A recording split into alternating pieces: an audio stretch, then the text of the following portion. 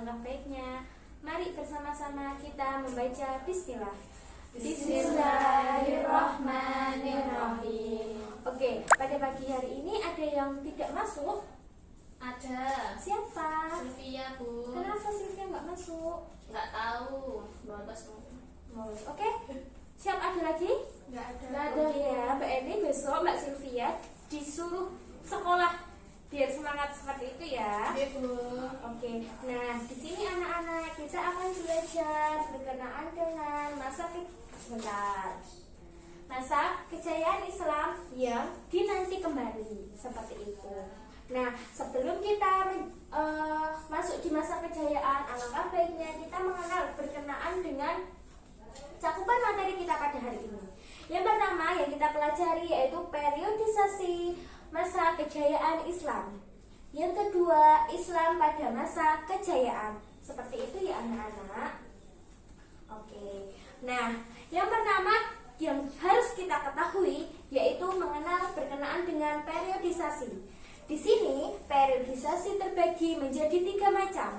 Yang pertama yaitu periode klasik, di mana ada 2 fase di sini yaitu fase ekspansi dan fase disintegrasi. Seperti itu. Lalu ada yang kedua yaitu periode pertengahan. Periode pertengahan ini kurang lebih tahun 1250 sampai 1280. Ini merupakan fase kemunduran. Dibagi menjadi 2 fase yaitu fase kemunduran dan fase munculnya 3 kerajaan besar. Seperti itu. Ini tahun-tahunnya ya, bisa dilihat terlebih dahulu. Seperti itu. Nah, lalu yang ketiga periode modern sampai tahun 1800 sampai sekarang. Nah, periode ini ditandai dengan munculnya para pembaharu Islam. Seperti itu. Nah, lalu masa kejayaan Islam, kira-kira ada yang paham nggak berkenaan dengan masa kejayaan Islam itu kapan, seperti apa? Belum tahu, Bu. Belum ya? Oke, dijelaskan ya. Gitu. Nah, yang pertama kita perlu ketahui atau perlu pelajari dulu faktor-faktor kemajuan Islam itu apa aja faktornya. Yang pertama ada faktor internal, eksternal, dan etos ilmiah para ulama. Seperti itu. Nah, pada masa kejayaan Islam ini, yang pertama dari faktor internal. Faktor internal ini ada konsistensi ya. Konsistensi dalam keistiqomahan umat Islam pada ajaran Islam. Jadi kalau umat Islam bisa maju karena dia yakin bahwasanya umat Islam itu akan maju, ada keistiqomahan seperti itu. Lalu yaitu ajaran Islam yang mendorong umatnya untuk maju. Jadi ngajinya bagus, ya loh, pengajiannya bagus, sehingga itu mendorong umat Islam untuk maju.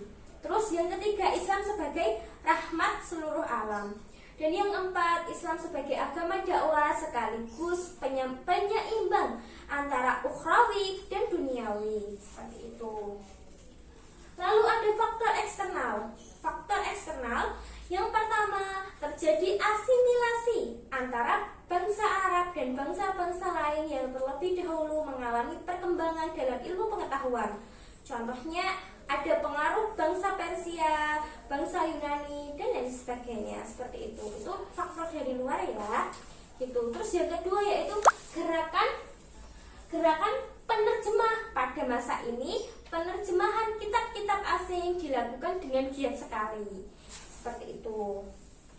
Nah, di sini ada juga loh etos dari ilmiah para ulama. Seperti itu. Coba Mbak Sarah dibacakan berkenaan dengan etos ilmiah para ulama. 1. Melaksanakan ajaran Al-Quran secara maksimal. 2. Melaksanakan isi hadis. 3. Mengembangkan ilmu dengan ijtihad. 4. Ulama saat itu berdiri sendiri serta menolak menjadi pegawai pemerintah. Oke, itu dari etos para ulama seperti itu. Nah, sebelum kita praktek, alangkah baiknya Ibu menyampaikan sedikit kenapa sih kok bisa kapan sih masa kejayaan Islam itu. Nah, masa kejayaan Islam itu terjadi seperti dari periodisasi tadi ya, 650 sampai 1250. Nah, periode itu dikatakan periode klasik seperti yang Ibu jelaskan tadi. Nah, pada kurun waktu tersebut muncul dua kerajaan besar, ya. Muncul kerajaan dua besar, yaitu kerajaan Umayyah yang disebut dengan Daulah Umayyah dan kerajaan Abbasiyah yang disebut Daulah Abbasiyah. Gitu. Nah, pada masa Bani Umayyah, kemajuan ditandai dengan perluasan wilayah, ya, wilayah kekuasaan Islam dan berdirinya bangunan-bangunan pusat dakwah seperti periode pertengahan ini. Ada munculnya 3 kerajaan seperti itu. Sedangkan pada masa Bani Abbasiyah pusat perkembangannya ditandai dengan pesatnya ilmu pengetahuan seperti itu. Nah, oke. Selanjutnya di sini Ibu ada semacam gambar yang nanti silahkan masing-masing peserta diberi untuk maju ke depan dan menuliskan pada tahun 650 sampai 1250 itu fase perkembangan apa sih gitu. Mungkin ini tidak menangkap ya.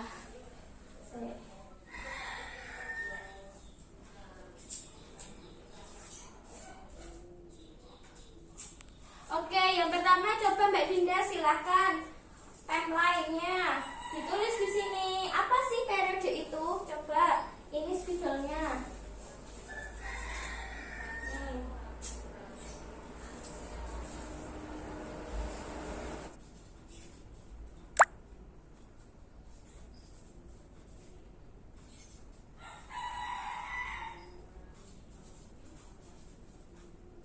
Oke, makasih Mbak Dinda sudah maju ke depan. Lalu coba Mbak Maya silahkan berkenaan dengan periodisasi di fase pertengahan.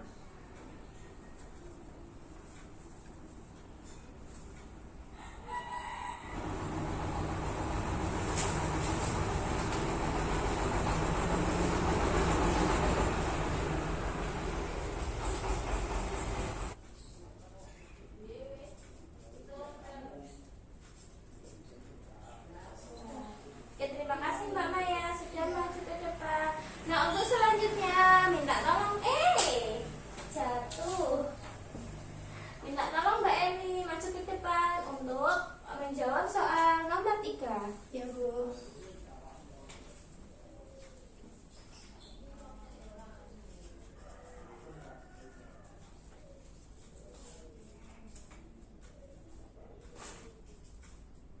Sekarang kita coba teliti ya berkenaan dengan sejarah Islam.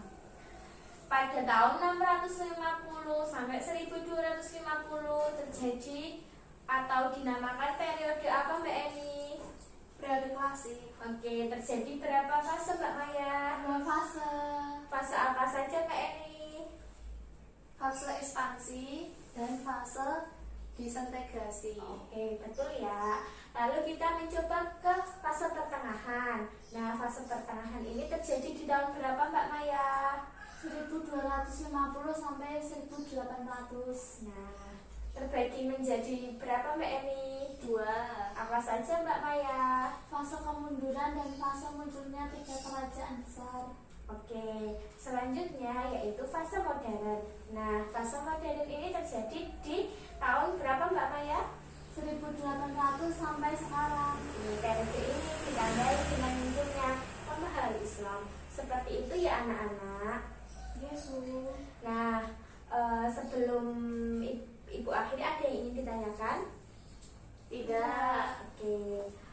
Mungkin itu saja ya yang dapat Ibu guru sampaikan. Sebelum kita akhiri, alangkah baiknya kita membaca hamdalah bersama. Alhamdulillahirabbil alamin. Sekian dari Ibu. Jika banyak sekali kesalahan mohon dimaafkan. Wassalamualaikum warahmatullahi wabarakatuh.